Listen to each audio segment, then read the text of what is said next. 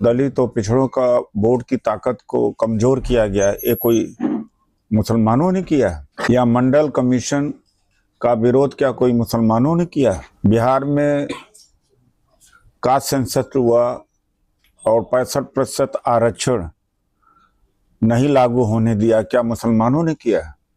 छुआछूत क्या मुसलमानों को वजह से होता है? जब तक देश के संसाधन और सत्ता इनके नियंत्रण में रहेगी, देश कभी तरक्की कर नहीं सकता। उनका अधिकार कि एक व्यक्ति की जितनी ताकत, एक आम आदमी की वोट की जितनी ताकत, उतना प्राइम मिनिस्टर हो या तो बड़ा पूंजीपति हो या कोई जमींदार हो, उसकी बराबर थी। लेकिन वो बिहार चुनाव के बाद से वो भी ताकत गई। खास तौर से जो दलित हैं, मुस्लिम हैं, बैकवर्ड हैं, उनकी वोट की ताकत गई है। मेजॉरिटी में थे, अब तक तो हम यह कहते थे कि हमारी मेजॉरिटी है, दलित हैं, ओबीसी, माइनॉरिटी, आदिवासी, बहुजन हैं। और बहुजन अपने शौक से नहीं है, इनको इस तरह से शोषित किया गया है और संसाधन और सत्ता से वंचित किया गया है, इसलिए कैटेगरी बन गए। कोई शौक से कोई अपने आप को गरीब और पिछड़ा और दलित नहीं कहलाना चाहता है। ये मानवादी व्यवस्था की देन है। और ज्यादा का ज्यादा अभी बात किया जाता है कि मुस्लिम शासक जब आए तो तलवार के नोक पर इस्लाम को फैलाने का काम किया। तो कई सवालात खड़े होते हैं कि अगर ये वोट की चोरी है या जो दलित और पिछड़ों का वोट की ताकत को कमजोर किया गया, ये कोई मुसलमानों ने किया या मंडल कमीशन का विरोध क्या कोई मुसलमानों ने किया? बिहार में कास्ट सेंसस हुआ और 65% आरक्षण नहीं लागू होने दिया, क्या मुसलमानों ने किया? छुआछूत क्या मुसलमानों को वजह से होता है? दो राष्ट्रपति मुर्मू जी और राष्ट्रपति रामनाथ कोविंद जी पुरी के मंदिर में प्रवेश नहीं कर पाए, क्या मुसलमानों ने किया? यही फिर पहले के हालात कितने बुरे रहे होंगे। तो इनके जो मनवादी आइडियोलॉजी है, व्यवस्था है, उसके वजह से कोई बौद्ध बना, कोई मुसलमान बना, कोई ईसाई बना, जिम्मेदार तो यही लोग हैं। और जो माहौल खराब किया जाता है, मुगल, औरंगजेब, बाबर, तो जिम्मेदार कौन है? जिम्मेदार तो यही है। और जब तक देश के संसाधन और सत्ता इनके नियंत्रण में रहेगी, देश कभी तरक्की कर नहीं सकता है, क्योंकि आर्थिक रूप से असमानता बढ़ी ही है। तो 30 नवंबर को दिल्ली की रामलीला मैदान में दलित, मुस्लिम, ओबीसी, क्रिश्चियन, आदिवासी के द्वारा एक सामाजिक स्तर की रैली होगी। हमारा गैर राजनीतिक है और लड़ाई एक स्तर पर नहीं लड़ी जा सकती है कि केवल राजनीतिक स्तर पर अगर जमहूरियत को बचाने की लड़ाई में कोई यकीन करता है तो अब उसे गलतफहमी से निकल जाना चाहिए। जन आंदोलन होना पड़ेगा, करना पड़ेगा। जमहूरियत का फायदा एक व्यापारी है तो कोई स्टूडेंट है, किसान है, गरीब है, मजदूर है, सबको लेना पड़ता है। तो इसको बचाने की जिम्मेदारी भी सबके कंधे पर है। तो इसलिए वोट और संविधान बचाने के लिए दिल्ली की रामलीला मैदान में 30 नवंबर को रैली है। मुस्लिम समाज से मैं खास तौर से अपील करता हूं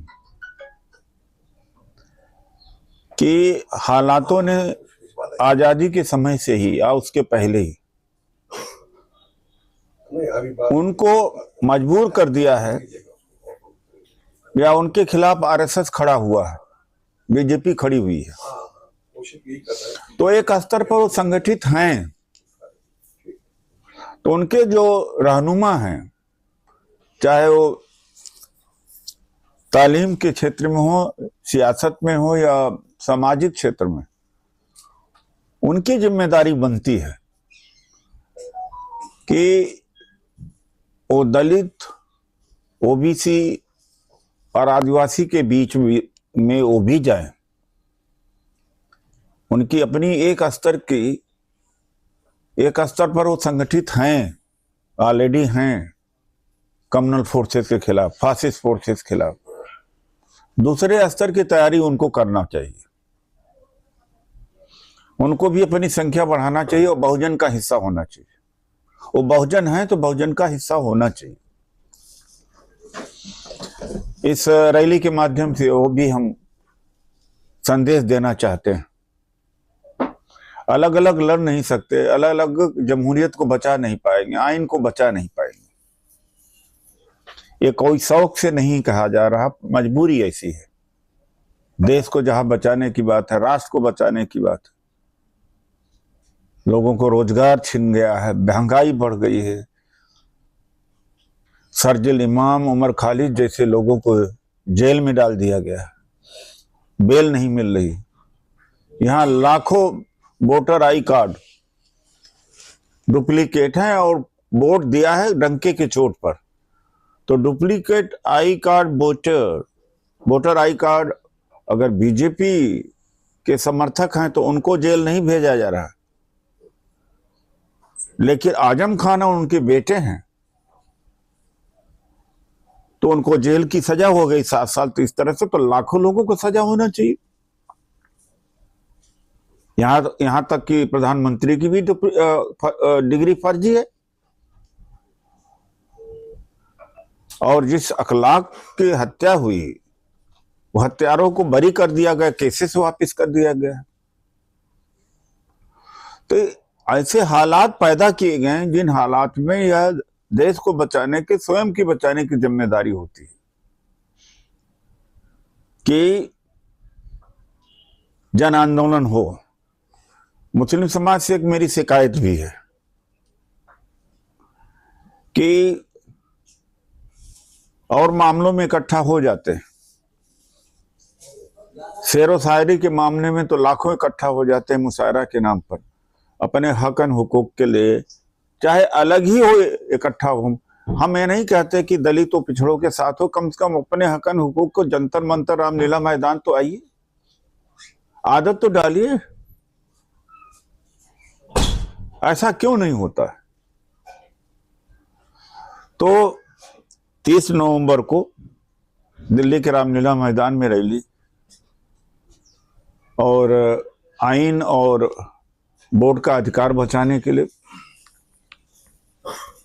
और ये सारे बहुजन एक होना चाहिए। सारे इस समय गुर्बत, सभी मजलूम हैं, सभी सताए हुए हैं, सभी परेशान हैं, तो सामाजिक स्तर पर भी होना चाहिए। एक बात और मैं कहता हूँ, बीजेपी क्या राजनीतिक स्तर ही लड़ाई लड़ती है, वो सामाजिक और सांस्कृतिक स्तर पर कहीं ज्यादा लड़ाई लड़ती है। उसके कितने संगठन हैं, आरएसएस, विश्व हिंदू परिषद, गायत्री परिवार, और राष्ट्रीय स्तर पर है सेवा भारती। तो उसी तरीके से सामाजिक संगठन भी बहुजनों के, दलित के, ओबीसी के, माइनॉरिटीज के देश को बचाने के लिए, वोट को बचाने के लिए, संविधान को बचा